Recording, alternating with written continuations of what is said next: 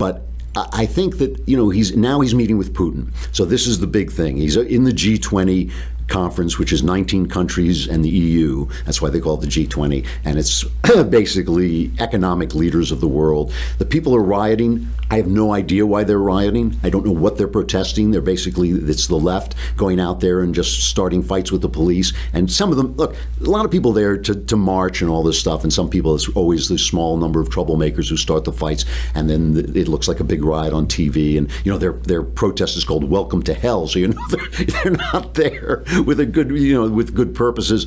But, you know, I don't even know what they're protesting. Are they protesting that we're too rich, too free, you know, too peaceful? What is it? You know, like we want to destroy the G20 because it's made the world too wealthy. I mean, there's some kind of idea that if we're wealthy, somebody else must be suffering. And I just think that is like absolute, absolute nonsense, obviously. But the big thing is that Donald Trump is going to meet with Putin. He had a meeting. They had, well, just take a little clip. It's not really anything. This is the stuff they do for the cameras before they go back behind the curtain and start actually doing the arm wrestling stuff.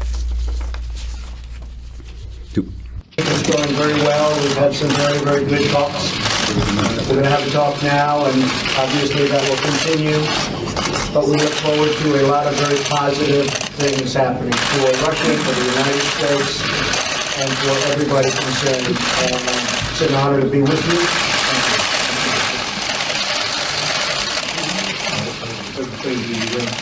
I'm delighted to be able to meet you personally, Mr. President, and I hope, as you have said, our meeting will yield positive results in the future. Yes.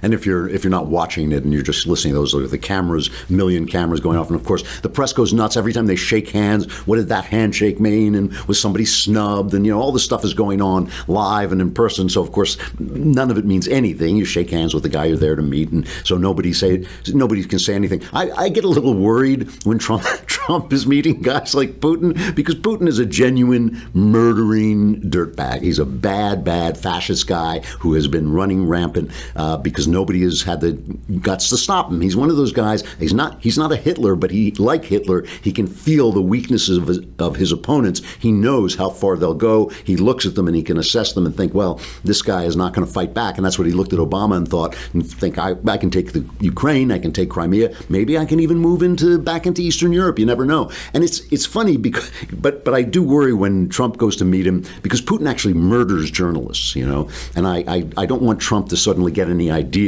I know he's not any friends to journalists, but I want to make sure we're all talking about the same rules. We don't want people sticking plutonium into Chris Cuomo, and no other poisons either. I want to make sure we're getting this very straight. You know, this good old-fashioned American bashing the press. The press deserves it. They've become intellectually corrupt, incredibly biased, but no injecting plutonium into Chris Cuomo. I think we have to, no throwing reporters out of windows. I sometimes feel I should send a little card to our friend John Nolte, you know, who's a real crusader against the press. I just feel like he should have a little card, no throwing Chris Cuomo out the window, no defenestrating Chris Cuomo. So I want to make sure we're all playing by the same rules. Is one thing, good American stuff, criticizing, no killing reporters. We don't want that going on. So I don't want Trump listening to Putin going, so plutonium, and you inject that, I get that. No, we don't want that. But what we do want is Putin to look at this guy and think, I don't know what he's going to do. I don't know who he is. He's a wild man. I'm not going to make any moves. We want Putin nervous. And of course the press, well, you know, Rex Tillerson, the Secretary of State, he's on the plane. He gave a very sane interview just saying, well, you know, we're trying to improve relations. This is diplomacy. Here's Tillerson. I think the important aspect of this is that this is where we've begun an effort to begin to rebuild confidence between ourselves and Russia at the military level, but also at the diplomatic level. So I think it is an effort that serves both of our interests as well as the broader interests of the international community. We hope that this is going to be the beginning of other important areas that need to be addressed in order to strengthen our relationship. But we're at the very beginning, and I would say at this point, it's difficult to say exactly what Russia's intentions are in this relationship, and I think that's the most important part of this meeting, is to have a good exchange between President Trump and President Putin over what they both see as the nature of this relationship between our two countries. So, of course, the press, we're going to talk about the press reaction to this and the left's reaction to this, which is hilarious. But first,